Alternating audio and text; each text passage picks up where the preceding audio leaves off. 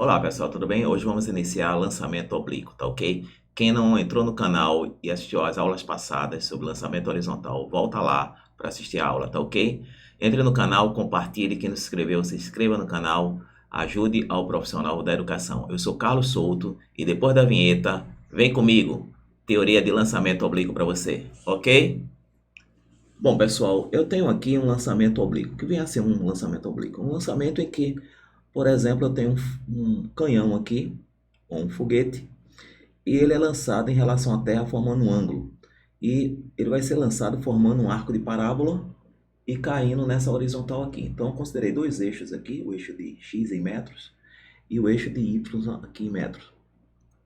Então eu vou colocar uma velocidade de lançamento do canhão, do projétil que vai sair de dentro do canhão, e coloquei um ângulo de 55 graus. Vamos ver o que acontece. Veja que a trajetória parabólica e atingiu aqui entre 900 e 1000 metros. Tá ok? Mantendo essa velocidade e esse ângulo aqui. Vamos ver na fotografia como ficaria. Então, exatamente aqui. Praticamente 950 metros de alcance, que é essa distância aqui. Ok? Vamos alterar aqui o ângulo. Vamos supor que eu aumente o ângulo sem alterar. Altere a velocidade, desculpa, sem alterar o ângulo, tá? Vamos fazer aqui. Então vai ter um alcance agora de mais de 1.300 metros, 1.350 metros aproximadamente. Vamos ver aqui, ó. Então aumentou o alcance. Será que aumenta o alcance de novo se eu aumentar a velocidade? Vamos ver. Vou colocar agora 140. Eu tenho agora o quê? Eu tenho um alcance maior. Ok? Então quanto eu fixo o ângulo e aumento a velocidade, mais alcance eu estou tendo. Um alcance, o segundo alcance é maior, o terceiro alcance é maior em relação ao eixo de x. Ok? Mas vamos fazer agora o contrário. Vamos deixar em 140 a velocidade e vamos alterar o ângulo. Vamos alterar o ângulo para 30 graus. Ok? Então vamos ver o que acontece.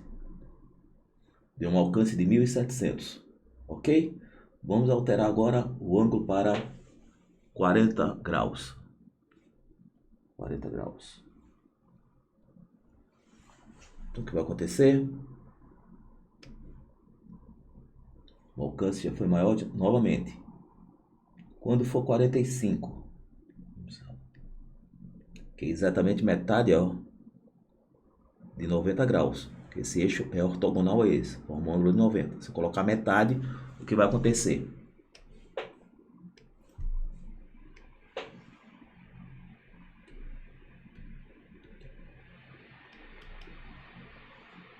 Tem um alcance bem maior, ok? Agora, após 45 graus, o que vai acontecer, Carlos? Quando eu colocar um ângulo acima de 45 graus, vamos colocar aqui 55 graus. Veja que agora ele vai ter um alcance menor do que um ângulo de 45. O que prova que, depois de 45, qualquer ângulo que eu colocar, vou colocar 60 aqui, 60 graus, eu vou ter um alcance menor, porque ele vai subir mais e vai ter um alcance menor, ok? Vamos colocar um ângulo de 80 graus para vocês verem. Veja que ele vai subir bastante. Ele vai subir bastante, ó, subir bastante e vai ter um alcance bem menor. Então, após 45 graus, quando você fixa o ângulo, aliás, fixar a velocidade, você vai ter sempre um alcance cada vez menor. Tanto é que se você colocar 90 graus, é um suicídio, né? Porque ele vai ficar perpendicular, né? E o projeto vai cair no próprio canhão, ok? Bom, pessoal, com relação a isso, vamos explicar algumas coisas aqui. Vamos ver algumas perguntas aqui e responder. Quando fixamos o ângulo, se aumentarmos a velocidade, a distância alcançada sempre aumenta. Concordo, foi o que nós vimos. Quando fixamos o ângulo, quando nós aumentávamos a velocidade, sempre o alcance ia sendo maior.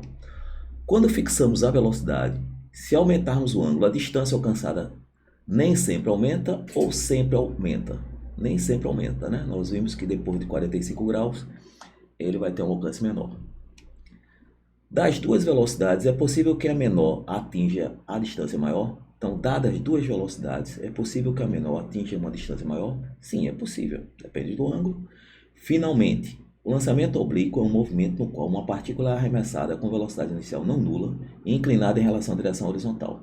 Ok? Um exemplo disso aqui, certo?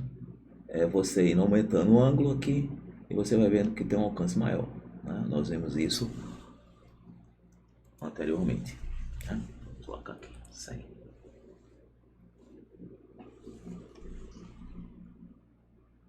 Aumentou bastante o alcance, tá ok? Bom, então agora eu posso dizer, imagine um projeto sendo lançado no vácuo com velocidade VO, que forma um ângulo θ, onde esse ângulo θ está entre 0 grau e 90 graus. Claro, essa abertura aqui é 90. Se você colocar 90, ele iria ter movimento na vertical e iria cair nesse mesmo ponto. Então tem que ser um ângulo entre 0 e 90 graus, com a horizontal. A horizontal é o solo, certo? E aqui é a vertical em relação ao solo. Adotemos como origem do sistema de coordenadas x ou y, que é essa coordenada aqui, ó, x com O, com y, a posição do lançamento. Então vejam só o que acontece numa vista lateral. Veja que as posições px na horizontal e as posições py na vertical. E note que nesse gráfico aqui, ó, o movimento de px são as coordenadas na abscissa, eixo de x. E aqui as posições na ordenada y, tá ok? Então as posições das projeções px e py variam com o tempo? Claro que sim, né? A cada instante o projeto ocupa uma posição diferente. Dados os valores px e py em cada instante, você é capaz de dizer a posição do móvel? Sim, nós somos capazes sim. Tá ok? Então o movimento do projeto P pode ser visto como uma composição de movimentos realizados pelas posições px e py sobre os eixos x e y. Claro, é uma composição de movimento. Esse movimento aqui na horizontal e esse movimento na vertical. Nós vamos ver mais adiante que esse movimento aqui vai ser um movimento uniforme, em que a velocidade vai ser constante em relação a x. E a velocidade em relação a y vai ser variável. Então, no eixo de y, o movimento vai ser uniformemente variável. Vamos ver mais na frente isso. Ok? Então, vamos explicar aqui alguns detalhes desse lançamento. Eu sei que o lançamento tem um ângulo formado com a horizontal. Eu tenho aqui, deixa eu colocar aqui uma letrinha, colocar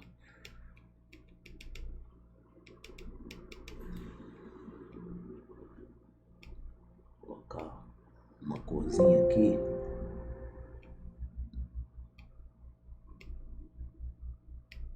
colocar uma corzinha. Eu tenho aqui um alcance, que é essa distância que ele vai atingir quando ele sair daqui e chega aqui. Então eu tenho um alcance que é em relação ao eixo de x, e tenho um movimento dele em relação ao eixo de y. Então, à medida que ele está indo, eu tenho sempre uma posição px aqui e vou ter sempre uma posição py aqui, né? Ok? Então, aqui, vamos supor que em metro e aqui em metro, ok?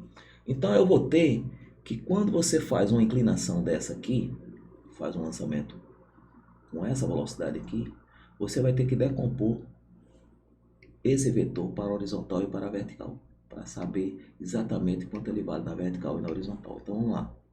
Nós temos aqui VOX e VOY. Então esse ângulo de inclinação é θ. Então para eu calcular o VOX basta eu calcular o cosseno do ângulo, que é o cateto adjacente. Então o cosseno do ângulo é o cateto adjacente sobre hipotenusa. Então eu tenho que o cosseno do ângulo vai ser exatamente o que? Vai ser o VOX dividido pela hipotenusa, ó, que é o VO, lado oposto a esse ângulo reto aqui. Então eu tenho que VOX é igual a VO cosseno do ângulo. Então tá exatamente isso aqui, certo? Só que eu coloquei θ, mas pode ser alfa, pode ser qualquer letra grega. Então pode ser alfa aqui, não tem problema nenhum. E se eu fizer o seno do ângulo, eu tento o cateto oposto, eu tenho um cateto oposto sobre hipotenusa. Quem é o cateto oposto aqui agora? O cateto oposto vai ser o VOY, né? O VOY sobre VO. Então, VOY vai ser VO seno de θ, né? Ou alfa, dá no mesmo, né? Então, a decomposição para esse eixo e para esse eixo é primordial para nós sabermos a velocidade inicial em relação ao eixo x e a velocidade em relação ao eixo de y, né? Com relação ao movimento na horizontal, nós vamos ver que o movimento vai ser uniforme. Vamos ver? Vou voltar aqui. Então, vamos lá. Vamos observar o movimento do projeto com atenção à projeção na horizontal, tá ok? Vamos lá. Eu tenho aqui uma inclinação e tenho um ângulo. Então veja que para cada intervalo de 2 segundos, a posição em relação a x são iguais. Ó. Essa distância é igual a essa, que é igual a essa, que é igual a essa. Então eu tenho aqui, ó, que ele está andando espaços iguais em intervalo de tempos iguais. Então a distância entre as projeções de 2 em 2 segundos é sempre a mesma. Verdade. A projeção horizontal realiza que tipo de movimento? Logicamente vai ser um movimento uniforme. Se é um movimento uniforme, quem viu a parte teórica comigo sabe que ele anda em espaços iguais, em intervalo de tempos iguais. A velocidade é constante, tá? Na vertical, o projeto também realiza movimento uniforme? Não, na vertical a velocidade variou, tanto é que ele anula lá em cima e inverte o sentido do movimento. Então, não é um movimento uniforme. Ok? Então, você concluiu que, apesar do movimento de uma partícula em lançamento oblíquo não ser uniforme, a sua projeção horizontal realiza um movimento uniforme. Exatamente. Eu tenho aqui que o movimento vai ser uniforme aqui e uniformemente variado aqui. Então, a projeção horizontal realiza um movimento uniforme, tá? Mas é uma composição de dois movimentos, um na horizontal e um na vertical. Tá ok, pessoal? Então, vejam lá. Se projetarmos a velocidade inicial VO no eixo x, obtemos a velocidade horizontal VOX. Essa vai ser constante em todo o percurso. Ó. Veja que o tamanho do vetor VOX é o mesmo em qualquer ponto que você está vendo a animação. Tá ok? Ó? E você sabe que ele anda aqui, ó, na horizontal, paralela à horizontal. Ok? Então eu tenho que o movimento é uniforme. Então esse x aqui é o S. Né? É o S. Então nós temos aqui, vou colocar aqui uma cor. Eu tenho que o S é igual a SO mais VO vezes T, velocidade em relação a x. E o S nós podemos chamar de x. Então tá aqui a fórmula. Como a posição inicial é zero, isso aqui é zero, a posição inicial é zero, então a fórmula fica só exatamente isso aqui. S é x igual a VOX, tá?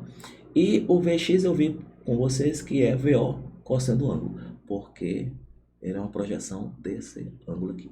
Tá ok? Bom, pessoal, eu acredito que deu para entender esse primeiro tópico, tá? Espero que vocês tenham entendido. Tá? No segundo módulo, nós vamos ver o movimento na vertical. E no terceiro módulo, nós vamos ver os cálculos de alcance, tempo de subida, tá? Cálculo do ângulo, tá certo? Então, até mais e vem comigo.